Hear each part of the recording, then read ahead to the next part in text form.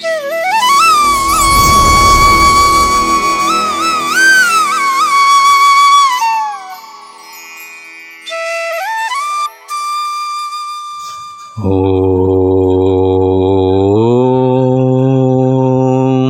శ్రీ సచ్చిదానంద సమర్థ సద్గురు సాయినాథ్ మహారాజ్ కీ జై. ముందుగా సాయి భక్తులందరికీ నమస్కారం అండి. వీడియో చూస్తున్న ప్రతి ఒక్కరిపైన ఆ సాయినాథుని ఆశీస్సులు ఉండాలని, బాబా గారి భక్తులందరూ ఎప్పుడూ కూడా ఆనందంగా సంతోషంగా వారి జీవితాన్ని గడపాలని మనస్ఫూర్తిగా కోరుకుంటూ ఈ వీడియోని స్టార్ట్ చేస్తున్నాను ఫ్రెండ్స్. ఈరోజు సందేశంలో బాబా గారు మనతో మాట్లాడాలని అనుకుంటూ ఉన్నారండి. గొప్ప సందేశాన్ని తన బిడ్డలకి వినిపించాలనుకుంటూ ఉన్నారు. మరి బాబా గారు మనతో ఏం చెప్పాలనుకుంటున్నారో ఆ తండ్రి మాటలలోనే విందామా? బాబా గారి విధంగా అంటూ ఉన్నారు, బిడ్డ, నిద్రించే ముందు ఒక్కసారి నీ సాయి మాటలు వినమ్మా. ఈ రాత్రి నీకు స్వప్నంలో ఒక మంచి వార్త చెప్పాలనుకుంటున్నాను.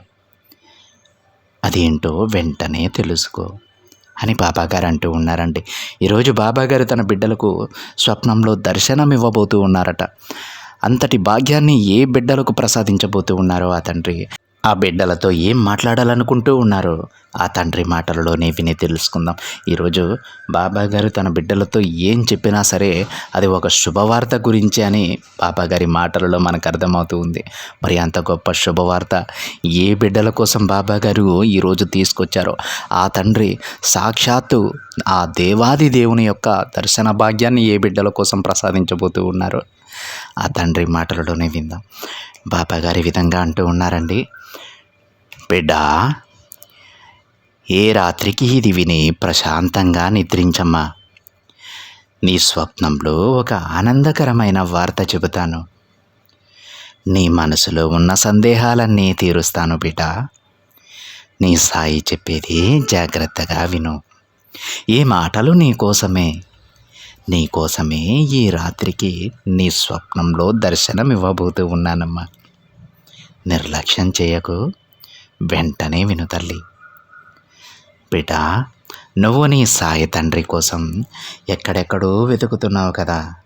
అలా నువ్వు ఎప్పుడైతే నీ తండ్రిని వెతకడం మొదలుపెట్టావో ఆ క్షణమే నీ తప్పులన్నీ కూడా నేను మన్నించేశాను. నేనేం తప్పు చేశాను బాబా? నేనందరికీ మంచే చేశాను కదా అని అనుకుంటూ ఉన్నావా? కొంచెం జాగ్రత్తగా ఆలోచించు, నీకే అర్థమవుతుంది. అర్థమైందా తల్లి? నువ్వు ఒకరోజు నా దగ్గరకు వచ్చి క్షమాపణ కూడా కోరావు. అప్పుడే నేను ఆ తప్పుని మన్నించేశానులే. కంగారు పడకు. జరిగిన దాని గురించి ఆలోచించవద్దు. పూర్తిగా మర్చిపో. అంతా నేను చూసుకుంటానమ్మా. నన్ను ఎక్కడెక్కడో వెతికి అలసిపోయిన నీకు ఒక విషయం చెప్పనా? నేను నీతోనే ఉన్నాను కదా. మరి నా కోసం ఎందుకు ఎక్కడెక్కడో వెతుకుతున్నావు బిడ్డ? నేను నీ ఇంట్లో పటంగా విగ్రహంగా ఉన్నప్పుడు నువ్వు నన్ను నమ్మావు తల్లి. నన్ను పూజించడం మొదలుపెట్టావు. అందుకే నేను నీ కోసం వచ్చి నీ చెయ్యి పట్టుకొని ముందుకు నడిపిస్తూ ఉన్నాను. ఆ విషయం నీకు తెలియక నా కోసం వెతుకుతూ ఉన్నావు. విగ్రహంగా ఉన్నప్పుడు నమ్మావు. నిన్ను నడిపిస్తూ ఉన్నప్పుడు నన్ను చూడలేకపోతూ ఉన్నావు. ఒక్కసారి నీ మనసుతో చూడు. నేను నీ కళ్ళ ముందే ఉన్నాను. నువ్వు నన్ను పూజించేది, నన్ను పిలిచేది అన్నీ కూడా నేను చూస్తూనే ఉన్నానమ్మా. నువ్వు వెళ్ళే ప్రతి చోట నీకు కాపలాగా ఉన్నాను.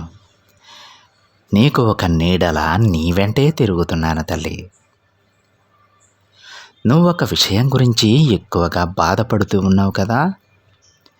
నీ చుట్టూ ఉన్న వారంతా నిన్ను అవమానిస్తున్నారని, బాధ పెడుతున్నారని కన్నీరు పెట్టుకుంటున్నావు.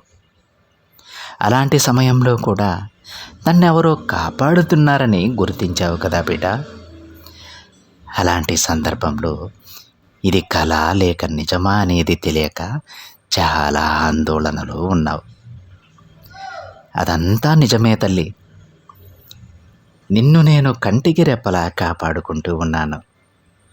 ఇప్పుడే కాదు, నీ జీవితం అంతా కూడా నేను నీతోనే ఉంటూ నీకు రక్షణ కవచంలా ఉంటాను. ధైర్యంగా ఉండు.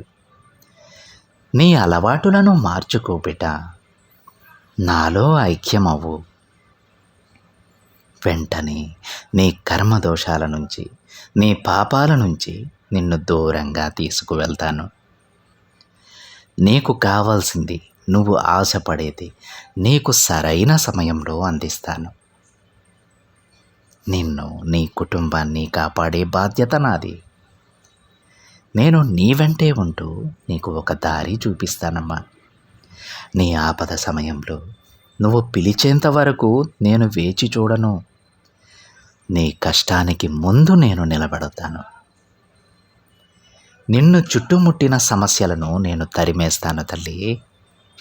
ఇలా ఎప్పుడు నేను నిన్ను కాపాడుకుంటూనే ఉంటాను.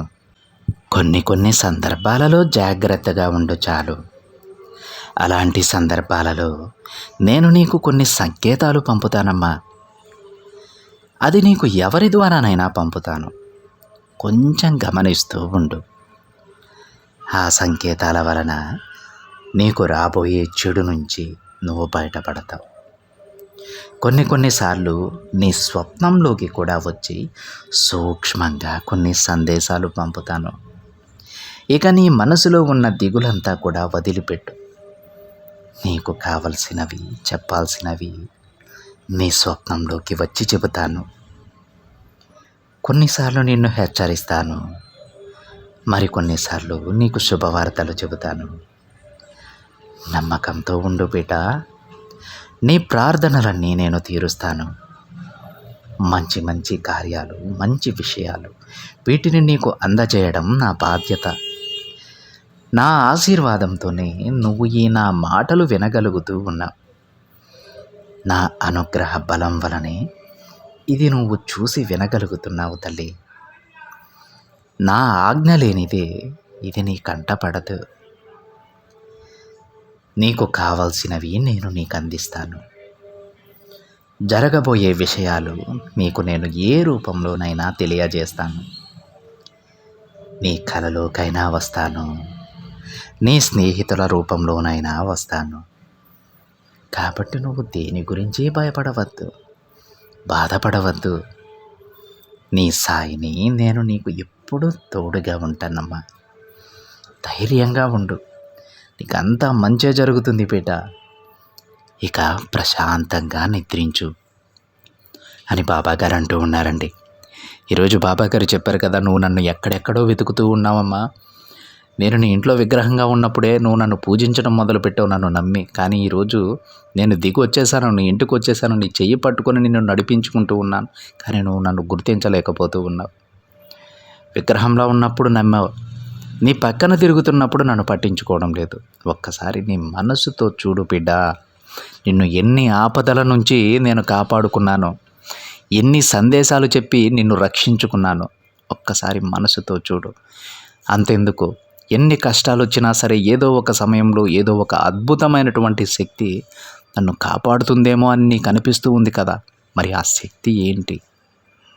ఎప్పుడైనా ఆలోచించావా? నీ చుట్టూనే నేను తిరుగుతున్నానమ్మా. సమస్యలు వస్తాయి, కష్టాలు కూడా వస్తాయి, కానీ అవి నిన్నేమీ చేయలేవు. ఎందుకో తెలుసా? అవి నిన్ను దూరం నుంచి భయపెట్టాల్సిందే. నీ దగ్గరకు వచ్చే సాహసం చేయలేవు. ఎందుకంటే నీతో నీ బాబా ఉన్నాడు తల్లి. నువ్వు సంతోషంగా ఉండు. వీటన్నిటి గురించి ఆలోచించడం మానేసి కాస్త జాగ్రత్తగా ఉండు చాలు. అందరి మాటలను గుడ్డిగా నమ్మి మోసపోవద్దు చాలు. మిగతా అంతా నేను చూసుకుంటాను. నీకు ఎలాంటి జీవితం కావాలో, ఎలాంటి భవిష్యత్తునివ్వాలో, ఏదిస్తే నువ్వు సంతోషంగా ఉంటావో ఇవన్నీ కూడా నీకంటే బాగా నాకే తెలుసు. అన్నీ ప్రసాదిస్తాను. నువ్వు సంతోషంగా ఉండు, ప్రశాంతంగా నిద్రించు.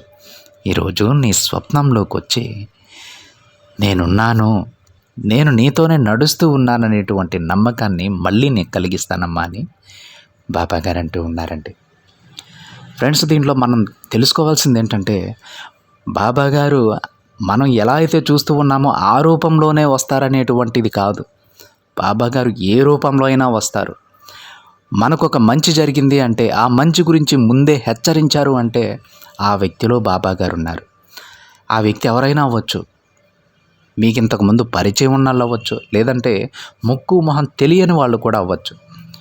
అలాంటప్పుడు ఆలోచించండి, వారికి మన గురించి ఆలోచించాల్సిన పనేంటి, మనకు సందేశాలు ఇవ్వాల్సిన అవసరం ఏంటి, మనకు ముఖ్యమైన సలహాలు చెప్పాల్సిన అవసరం ఏంటి. ఇదంతా కూడా నా బాబా దయ. కేవలం వ్యక్తులు కనిపించి మాట్లాడటమే కాదు, సందర్భాన్ని బట్టి ఏదైనా ఒక పని మొదలుపెట్టే ముందు దానిని ఆలస్యం చేయడము, లేదంటే వీలైనంత త్వరగా దానిని పూర్తి చేసుకోవడం, ఇలా ఏదైనా సరే, కారణం ఏదైనా సరే, బాబా గారు చేసిన ప్రతి పనికి ఒక కారణం ఉంటుంది. మనం ఆలస్యం అయిపోయిందని బాధపడకూడదు. అలాగే బాబాగారు నన్ను చూడడం లేదు, బాబాగారు నా మాటలు వినడం లేదని పొరపాటును కూడా మనం అనుకోకూడదు. ఎందుకంటే ఆ తండ్రి మన చుట్టూనే ఉన్నాడు, మన వైపే చూస్తూ ఉన్నాడు, మనల్ని మన చేతిని పట్టుకుని ఆయన ముందుకు నడిపిస్తూ ఉన్నాడు, ఇకపై కూడా నడిపిస్తూనే ఉంటాడు. ఈ నమ్మకాన్ని ఎప్పటికీ వదలొద్దు. బాబాగారిని అభిమానిస్తున్నారు కదా, పూజిస్తూ ఉన్నారు కదా, ఆయన మన తండ్రిలా చూసుకుంటూ ఉన్నారు కదా, ఆయన కూడా అంతే. ఒక తల్లి తండ్రి స్థానంలో ఉండి తన బిడ్డలను ఎప్పుడూ కూడా సుఖంగా ఉంచాలని, సంతోషంగా వారికి మంచి జీవితాన్ని ఇవ్వాలని బాబాగారు ఎప్పుడూ కూడా తాపత్రయపడుతూ ఉంటారు. ఈ విషయాన్ని మర్చిపోవద్దు ఫ్రెండ్స్.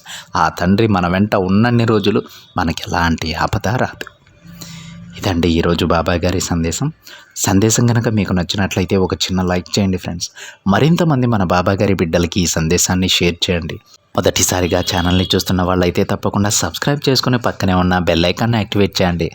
మరొక బాబాగారి సందేశంతో మరొక వీడియోలో కలుద్దాం. అంతవరకు ఓం సాయిరామ్.